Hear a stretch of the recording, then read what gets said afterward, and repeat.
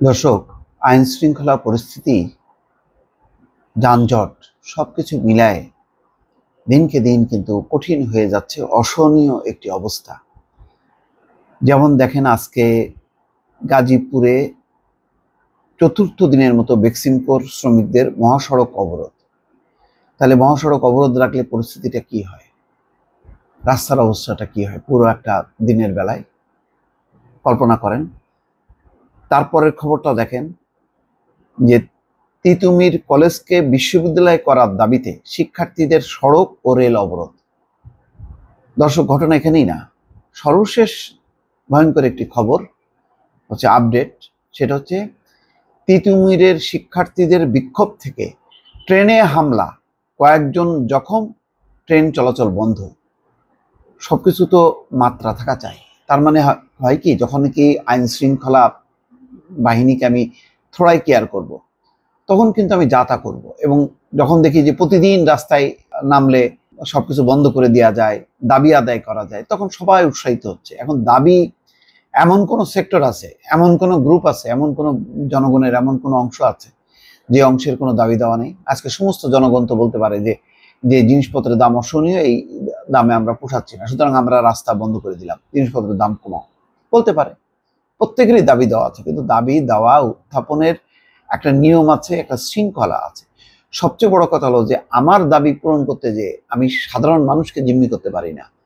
তিতুমির কলেজের তাদের যে দাবি অবশ্যই যৌক্তিক, কিন্তু তিতুমির কলেজের সঙ্গে ঢাকার কত মানে সংখ্যক মানুষ জড়িত?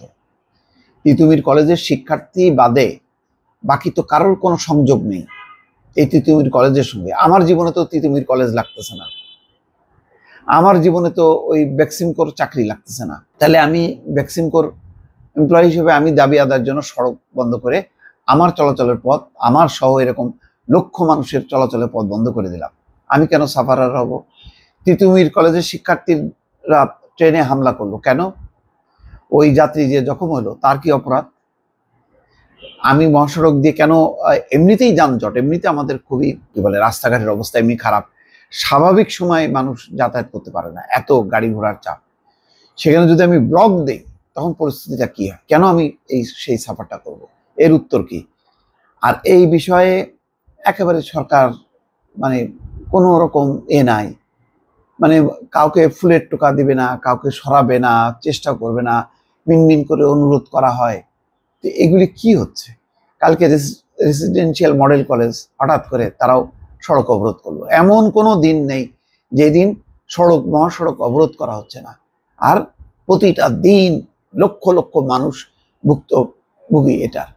এটা কি আগে আমরা বলতাম যে শেখ হাসিনা সরকার, তাদের তো পুলিশ রাস্তা ক্লিয়ার করে দেয়, তারা যায়। তো এখনো কি নির্বিকার আমাদের সচিবালয় উপদেষ্টারা বসে বসে কি করতেছেন?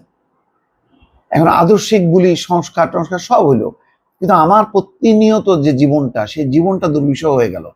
তো আমার ওই ভবিষ্যতে আমি ওই বেহেশতে আমি কি পাবো, ওইটার জন্য আমি বসে থাকবো? এখন ওনারা কি বেহেশতের মানে সুরা বানাইতেছেন? এটা কি অবস্থা? এটা কোনো কথা হইলো? একটা মানুষ রাস্তায় নামলে আগে আতঙ্কে ওঠে, বাবারে আমি যাইতে পারবো তো জায়গা মতন, সময় মতন পৌঁছাইতে পারবো? কত জনের চাকরি বাকরি, পড়াশোনা, তারপরে নর্মাল তার ব্যবসা বাণিজ্য, কত কিছু যে ইন্টারাপ্ট হচ্ছে প্রতিনিয়ত। এক ঢাকার থেকে বেরোনো যায় না, ঢাকায় ঢোকা মনে হয় যেন একটা কোথায় ঢুকতেছে। মানে ওই সময় মনে হয় প্লেনে করে আপনি আমেরিকায় চলে যেতে পারেন, তাও আপনি ঢাকায় ঢুকতে পারেন না। ঘন্টার পর ঘন্টা আপনি বসে আছেন বিভিন্ন সড়কের মধ্যে, কি রাত্রে বেলায়, কি দিনের বেলায়, কি ভোর বেলায়। আজকের খুবই দুঃখজনক ঘটনা এটা, যে ট্রেনে হামলা করা। রাজধানীর মহাখালীতে তিতুমির কলেজের শিক্ষার্থীদের আন্দোলন ও বিক্ষোভ থেকে কিশোরগঞ্জগামী উপকূল এক্সপ্রেস ট্রেনে হামলার ঘটনা ঘটে। এতে ট্রেনের বেশ কয়েকটি জানলার কাচ ভেঙে গেছে, যাত্রীদের মধ্যে কয়েকজন জখম হয়েছেন। আজ সোমবার সকাল 11টায় এই ঘটনা ঘটে। আন্দোলনরত শিক্ষার্থীরা রেলপথ অবরোধ করায় ঢাকার কমলাপুর রেল স্টেশন থেকে অন্যান্য ট্রেন চলাচল সাময়িকভাবে বন্ধ রাখা হয়েছে। তার মানে আজকে সারাদিন অন্যান্য জায়গায় ট্রেন যাবে না, আর ঢাকার থেকে আসলেও তারা আটকে থাকবে। প্রত্যক্ষদর্শীরা বলছেন, চলন্ত ট্রেন থামানোর চেষ্টা করেন শিক্ষার্থীরা, পরে ট্রেন লক্ষ্য করে ইট পাটকেল ছুটতে থাকে তারা, এতে ট্রেনের জানালার কাঁচ ভেঙে যাত্রীরা আহত হয়।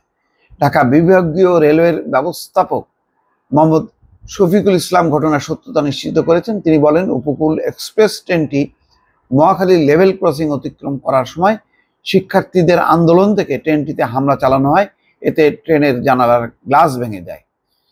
আজ সকাল থেকে শিক্ষার্থীরা তিতুমির কলেজকে বিশ্ববিদ্যালয়ে রূপান্তরের দাবিতে বনানীর প্রধান সড়ক ও মহাখালী রেল ক্রসিং অবরোধ করে রেখেছে। ঘটনাস্থলে উপস্থিত নিরাপত্তা বাহিনীর এক কমান্ড্যান্ট বলেন যে, এখন সেনাবাহিনী পরিস্থিতি নিয়ন্ত্রণে কাজ করছে, তাদের সহযোগিতা ছাড়া এটি নিয়ন্ত্রণ করা সম্ভব ছিল না। এটা কোনো কথা হলো যে এখন প্রতিটা কাজে সেনাবাহিনী লাগতেছে? সেনাবাহিনী ছাড়া শেখ হাসিনা কিভাবে এতদিন নিয়ন্ত্রণ করে ছিল? এখন তো মানুষ কয়েকদিন পরেই বলবে যে বাবারে, এর চেয়ে শেখ হাসিনাই ভালো ছিল। বলতেছে, কেউ কেউ বলতেছে না, তা তো না। এটা একটা অসহনীয়। মানে আবার এইদিকে দেখেন যে খবর, যে গাজীপুরে চতুর্থ দিনের মতো বেক্সিমকো শ্রমিকদের মহাসড়ক অবরোধ। গাজীপুর মহানগরের সারাবো এলাকায় বেক্সিমকো ইন্ডাস্ট্রিয়াল পার্কের শ্রমিকরা বকেয়া বেতনের দাবিতে চন্দ্রা নবীনগর মহাসড়ক অবরোধ করে চতুর্থ দিনের মতো বিক্ষোভ করছেন। আজ সোমবার সকাল 9টা থেকে এই বিক্ষোভ শুরু করেন তারা। ফলে যান চলাচল বন্ধ হয়ে যায়, দীর্ঘ যানজটের সৃষ্টি হয়। এতে সড়কে চলাচলকারী মানুষকে চরম দুর্ভোগে পোহাতে হচ্ছে।